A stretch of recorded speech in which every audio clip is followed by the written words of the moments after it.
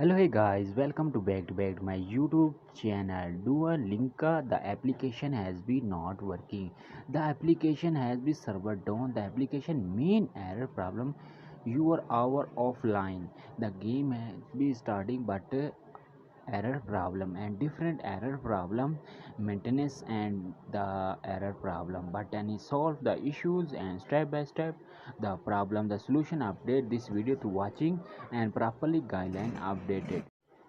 First of all, open the Play Store and iPhone ISO, the digger devices. The open the Play Store and search the Duolingo applications. And first of all, the paste and updated new version beta and the updated and auto clickers and auto the updated completed and second step the reset your devices and internet connection the checkings and first of all the open the Chrome browsers the checkings Duolingo applications